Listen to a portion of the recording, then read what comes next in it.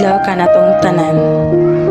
Karong adlaw, akong i-share kaninyo ang usa ka istorya sa duha ka na naghigugmaay nga kung diin maguba tungod sa usa ka sekreto nga mabalaan nila sulod sa pila ka tuig nilang pag-uban. Ubani ko ninyo aron akong istorya ang paghinigugmaay sa duha nga ato namang itago sa pangalang Delia ug Kenny. Nagkaila ang duha sa usa ka pabrika sa Parañaque. Dito sila nagtrabaho. Daghan silang mga nagtrabaho dito, maong ubay-ubay ang mga gwapa ug ingon sad ang mga gwapo. Ug hantod ni dugay-dugay ang ilang pagkuyog, si Kenny ug Delia nasuod na sila sa usag-usa.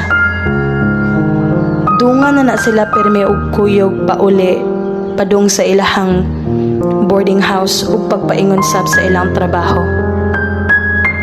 Permi silang gibinuangan sa ilang mga kauban kay lagi nakabantay na ang ilang mga kauban nga lahi na ang ilang nilihukan sa usag-usa.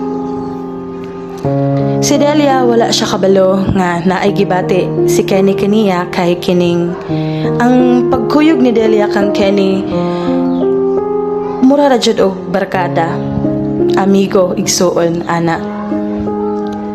Apan nabalaan ni Delia kay usa sa amigo ni Kenny nitug-an niya samtang nahubog kini. Ditong dapita kay nakarealize usab si Delia nga naasad siya'y gibati nga lain paingon kang Kenny. Kay sa panahon nga mag-uban sila, lahi ang kalipay nga nahatag niini kaniya. Ug dito naghulat lamang si Delia nga moangkon na ang lalaki sa iyang gibati kaniya. Ug wala nagdugay ni angkon si Kenny kang Delia.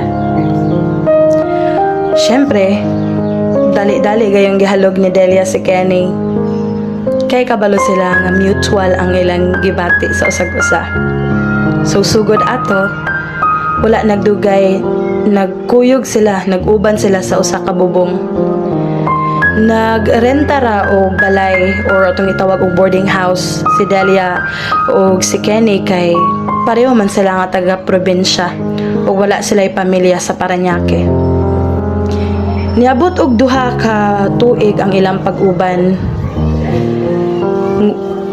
Pero sa duha ka tuig nga pag-uban nila ni Kenny ug Delia, dili masabtan ni Delia nganong si Kenny dili ganahan mukaon og karne nga baboy. Apan gilimot-limutan lamang kini ni Delia kay lagi gatuora pa siya og bawal kini kay Kenny kay basin og high blood or unsa. Pila ka adlaw ang nilabay, nagpaila-ila kang Delia ang igsuon ni Kenny nga gikan pa sa Mindanao. Suod na sab sila kani sa pila ka adlaw nga ni labay kay maayo ra pud kayo kani og batasan. Sugod ato giistorya na ni Baylong, which is katong igagaw ni Kenny, ang kinabuhi nila sa Mindanao. Padayon ra ang ilang pag-uban hantod usa ka adlaw ni ana nabalaan ni Delia nga mabdos siya kang Kenny. Gaplano si Delia nga moangkon apan naa siya'y nabalaan nga sekreto gikan ni Baylong nga igagaw ni Kenny sa kinabuhi ni Kenny. Giistorya ni Baylong nga naay duha ka asawa si Kenny sa Mindanao. O bawat asawa niya kay naay tulo ka anak. So unom tanan ang anak ni Kenny. Nasakitan pag-ayo si Delia kay ang iyang pagtuo usa ka single nga lalaki si Kenny.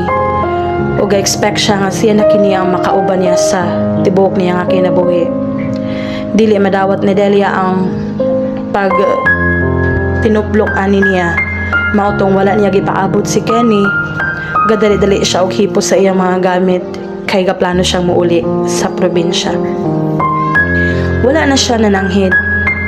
Direkta lang siya jud og lakaw. Wala na sab nakabalo si Kenny kung asa si Delia paingon kay kanang tuig nga nagkauban sila walay gitugan si Delia kung asa dapit sa Negros ang ilaha nga balay. So katong nakauli na si Delia, nabalik sa tanang hunahuna niya kung nganong dili ganahan mo kaon og karne nga baboy si Kenny maudi ay kay usa siya ka Muslim. Adunay duha ka asawa ug unom ka anak. Ang sakit pa anak kay nagbinutbot manggod siya nga madawat ra manunta ni Delia kung iangkod lamang siya.